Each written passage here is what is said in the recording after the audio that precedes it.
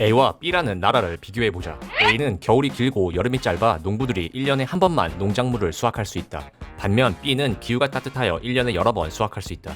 A는 천연자원이 없고 땅이 해수면보다 낮고 평평하여 수력발전도 불가능하여 석유와 석탄을 수입하여 에너지를 만들어야 한다.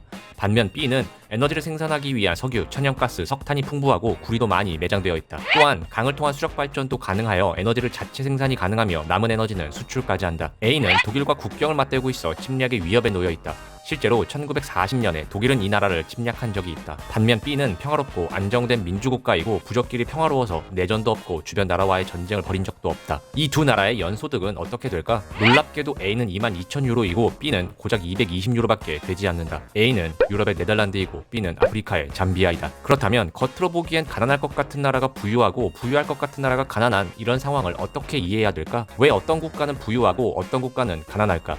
국가의 빈부를 결정하는 요인은 무엇일까? 이 문제에 대답하기 위해서는 두 가지 요인을 고려해야 한다. 하나는 지리적 요인이고 다른 하나는 제도적 요인이다.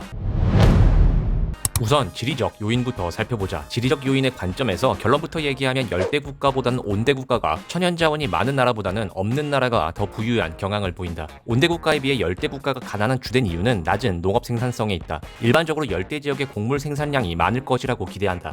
왜냐하면 1년 내내 따뜻하고 강수량도 풍부하기 때문이다. 하지만 사실 열대 지역은 온대 지역보다 곡물 생산성이 그렇게 높지 않은데 이는 열대 지역 토양이 비옥하지 않기 때문이다.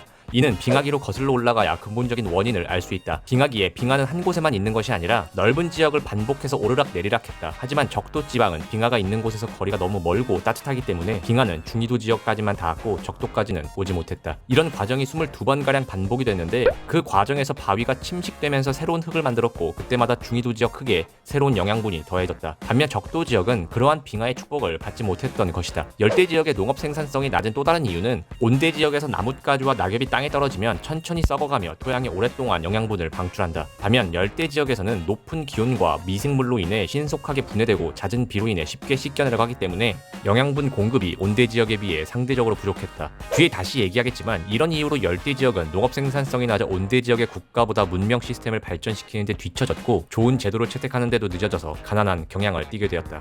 이 외에도 열대 지역에 서식하는 동식물의 종이 많다는 점도 들 수 있다. 동식물이 많다는 것은 곡물을 감염시켜 병들게 하는 병원균과 벌레도 많다는 의미이다. 또한 열대 지역에 병원균과 벌레가 많다는 점은 열악한 공중 보건과도 관련이 있다. 열대 지역은 1년 내내 따뜻하고 습하여 그 지역에 서식하는 동물의 종이 굉장히 많다. 이 말인즉슨 기생충, 벌레, 곤충, 세균 등도 많다는 뜻이다. 공중 보건을 담당하는 관리자는 우스갯소리로 최고의 공중 보건 대책은 추운 겨울이라고 말할 정도인데 실제로 겨울이 매서우면 기생충과 세균도 다 죽는다. 그런데 열대 지역은 겨울이 없기 때문에 기생충과 세균이 1년 내내 번식할 수 있다. 실제로 인도네시아 사람은 평균 6가지 종류의 기생충을 몸에 지니고 있다고 한다. 그리고 감염자와 사망자 수를 기준으로 할 때 에이즈를 제외하면 말라리아가 세계에서 가장 치명적인 감염병이다. 공중보건 문제는 국민 개개인의 건강에 직결되는 문제이고 개개인의 건강 문제는 그 국가의 경제 상황에 영향을 끼칠 수밖에 없다.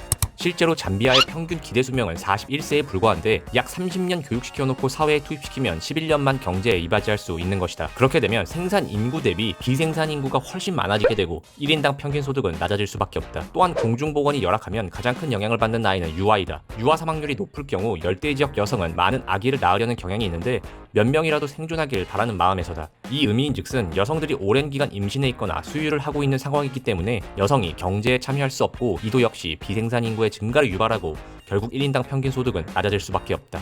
국가의 빈부와 관련된 또 하나의 지리적 이유는 천연자원의 저주라는 패러독스와 관련이 있다. 서두에서 네덜란드와 잠비아를 비교했는데 잠비아는 네덜란드에 비해 천연자원이 풍부했다. 따라서 처음에 경제학자들은 잠비아와 같은 천연자원이 풍부한 국가가 천연자원이 부족한 국가보다 훨씬 부유하게 될 것이라고 분석했다. 그러나 결과는 정반대였다. 천연자원이 풍부한 국가들은 이상하게도 부유하기는커녕 가난하다.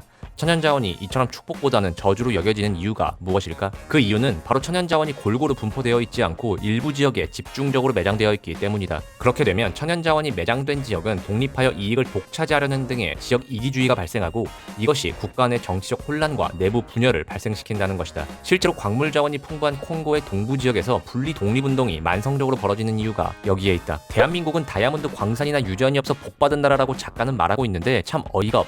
요약하면 낮은 농업 생산성, 열악한 공중보건, 천연자원의 저조 등 지리적 요인이 국가를 가난하게 만들었던 것이다. 그러나 작가는 인간이 극복하지 못할 문제는 없다고 말한다. 지리적 불리함에도 불구하고 사회의 끊임없는 노력을 통해 그러한 불리함을 극복한 사례는 수없이 많다. 그 해답은 제도적 요인과 밀접하게 관계가 있다. 인간이 만든 좋은 제도는 시민들에게 발전의 동기를 부여하고 국부의 증가를 유도한다. 반대로 나쁜 제도는 시민의 의욕을 떨어뜨려 국가를 빈곤의 나락으로 빠뜨릴 수 있다. 제도적 요인이 국부에 미치는 영향을 분석하기 위해서는 비교하고자 하는 두 국가의 지리적 요인이 같거나 유사해야 되고, 과거에는 한 나라였지만 지금은 분할되어 상당히 다른 제도하에 있는 두 국가를 선택해야 한다. 그러한 대표적인 사례가 한국과 북한, 동독과 서독, 그리고 아이티와 도미니카 공화국이 있다. 이런 사례는 제도의 차이가 국부의 차이를 낳는다는 분명한 증거이다. 다시 말하면 지리적 차이가 없더라도 제도의 차이가 국부의 차이를 만들어낼 수 있다는 뜻이다. 경제학자들의 관점에서 좋은 제도는 국민 개개인에게 뭔가를 생산하고자 하는 의욕을 자극함으로써 국부의 증강을 유도하는 경제사회 정치적 제도를 뜻한다. 그리고 좋은 제도를 채택하고 있는 나라는 부패가 없어 경제 시스템, 법제 시스템에 대한 신뢰가 있고 무엇인가를 생산하고자 하는 시민의 의욕이 계속 자극된다. 그리하여 좋은 제도를 채택하고 있는 나라는 그렇지 않은 나라보다 부유한 경향을 보이는 것이다. 그렇다면 좋은 제도의 근원, 즉 어떤 나라는 좋은 제도가 자리 잡고 어떤 나라는 나쁜 제도가 자리 잡는 이유가 무엇일까? 좋은 제도는 하늘에서 무작위로 뚝 떨어지는 선물이 아니다.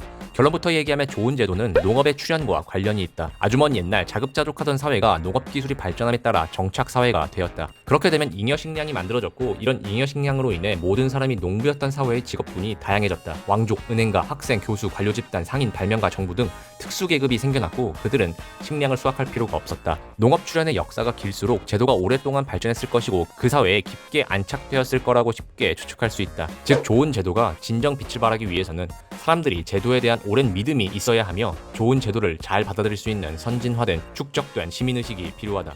그러한 시민의식은 하루아침에 생기는 것이 아니다. 선사시대의 원주민을 21세기 좋은 제도가 정착된 사회에 데리고 온다고 하여 그 원주민이 바로 선진화된 시민이 되지 않는다. 서두에서 예시로 들었던 네덜란드와 잠비아의 경우를 생각해보자. 네덜란드와 잠비아는 현재 문자가 있으며 중앙정부가 존재하고 민주주의라는 동일한 정치체제를 채택하고 있다. 하지만 네덜란드가 부유한 이유는 좋은 제도가 상대적으로 더 빨리 안착되었기 때문이다. 실제로 네덜란드의 경우 농업의 역사가 7500년에 이르지만 잠비아는 2000년에 불과하다. 또한 네덜란드는 2000년 전부터 문자를 사용했지만 잠비아에서는 130년 전에야 문자가 도입되었다. 네덜란드에서는 독립된 중앙정부가 500년 동안 존재했지만 잠비아에는 40년 전에야 중앙정부가 생겼다.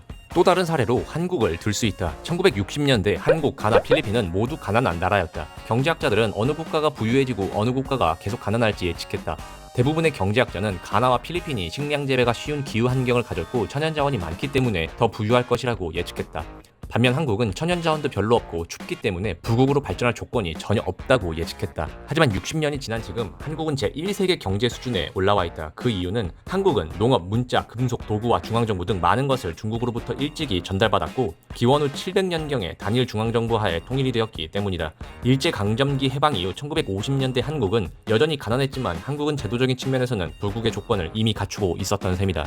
누구는 가난하고 누구는 부자인지의 원인은 알아서 어디에 써먹을 수 있을까? 어떤 병에 걸렸다고 진단받은 사람이 있다고 쳤을 때 그 사람은 답답하고 울적할 것이다. 하지만 진단은 질병을 치료하는 방법을 찾아내기 위한 첫 단계이다. 마찬가지로 가난한 국가들도 가난하게 살아간 암담한 이유를 알아내고 분석하면 가난을 극복할 수 있는 해결책이 분명 나온다는 점을 알아야 한다. 실제로 말레이시아, 싱가포르, 대만, 홍콩, 모리셔스는 열대 지역에 위치해 있지만 공중보건에 적극적으로 투자했고 농업 경쟁력이 떨어지는 것을 알기 때문에 농업 이외의 다른 분야에 대대적으로 투자했다.